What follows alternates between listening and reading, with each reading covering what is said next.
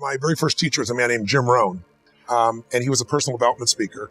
And he had this 3.5-hour seminar he would do that I went to when I was 17 years old. I was already reading books. I was obsessed with wanting answers. I want to know what made the difference in the quality of people's lives.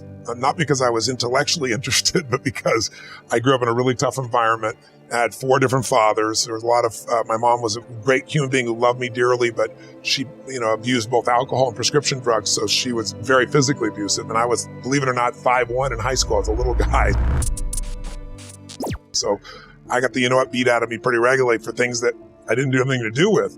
And so it made me try to figure out what made her work, what makes life work. It made me more of a practical psychologist. And the modeling concept came because Jim Rohn used to have this phrase. He said, success leaves clues. He said, if there's anything you want in your life, don't assume that somebody has some special gift. They may have a gift, but they probably developed it, most of it. And if you sow the same seeds, you'll reap the same reward. So figure out what this person's doing different than anyone else and do that. He used to have a funny way of describing it. He used to say, Tony, find out what poor people read and don't read it. Because he said, that's the fabric they're trying to build their mind from. Find out somebody who's successful, wealthy, not just financially wealthy, but somebody who's rich emotionally and spiritually and physically and financially, and find out how do they live their life differently? What are the things they believe? What are some of the daily disciplines that they're a part of? And so really early on, I got obsessive about wanting to have all the answers. So I said, I'm gonna read a book a day. Because I figured, a person takes 10, 15 years of their life, they pour 2 or 3, 4 years into this book, and you absorb in a few hours, literally a decade's worth of life experience. And I'm into compressing time. So I didn't read a book a day, but I read 700 books in the area of human development, psychology, physiology, all of my first real 7 years of reading, right? My youth. In high school, I was Mr. Solution. You have a problem, I have a solution. Especially if you're a girl, I was especially motivated. I could really help you with your boyfriend. I want to be more clear about something. Part 1 to have an extraordinary life is mastering the skill of the science of achievement. How do I take what I envision and make it real? And how do I do that quicker, faster, better, easier? The ability to manifest what you come up with and make it real, like you've done with your company, yes, that's a skill set. I spend an unbelievable amount of time helping people do it faster, quicker, better, showing them the shortcuts, teaching them the strategies, modeling what works so you can save yourself a decade.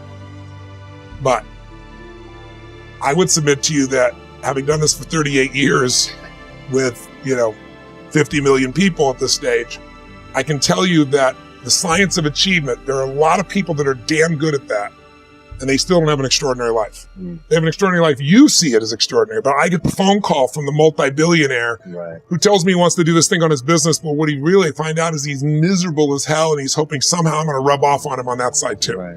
And so I give him what he asked for, the change in his business, but I also give him what he needs, which is the change inside of him. So the second skill is the art of fulfillment. If you want an extraordinary life, you can't just achieve, you got to be fulfilled. As simplistic as that sounds, but it's an art. It's not a science. Sure.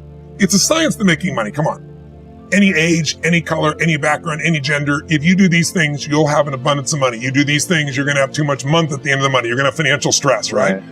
Body. Everyone's biochemically different, but you and I both know there's fundamental rules, laws. There's a science to the body. You violate that science, you're going to have disease. You're going to have low energy. You align with that, you're going to have an abundance of energy. It's going to affect everything in your life. It's a science. I ask people, how many of you love Robin Williams? Everybody raising their hand all around the world, right? He made people laugh. People were touched by him. So how good was he at the science of achievement?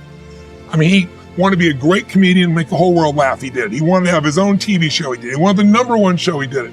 He wanted to make movies. He did. He wanted to have an Academy Award for not being funny, dramatic, and he did it, right? He did it, yeah. He said he wanted a beautiful family. He achieved everything, and he hung himself. That's crazy. And I know recently someone saying, well, he had dementia, he had drug abuse, he had alcohol abuse through most of his life because he made everybody happy but whom? Himself.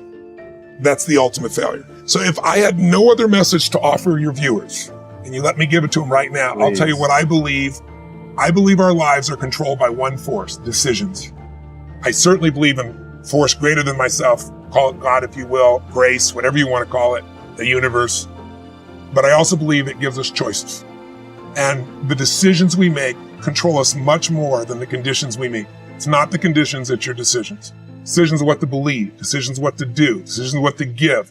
I say to people, think about, look back 10 years ago, 5 years ago, 15 years ago, and think of a decision you made that if you would have made a different decision, you'd have a totally different life today. Better or worse, I don't know, but totally different. Right. In your case, if you'd stayed doing what you're doing, you'd have a lot of money and still been miserable, right? You know, and probably your great lady over here would be feeling miserable because she loves you so much and she'd be feeling your misery, wanting to figure out what to do. But you made that decision. Right. The most important decision you can make above any on the face of the earth is deciding that no matter what happens in your life, no matter what happens, you're going to live in a beautiful state. What the hell does that mean? It means that you're not going to suffer. It means a beautiful state is that you're going to be happy, but that's only one. Or you're going to feel creative, or you're going to be passionate, or you're going to be in awe of something, or you're going to feel love. Any state that's a beautiful state is really the core essence of who you are without fear.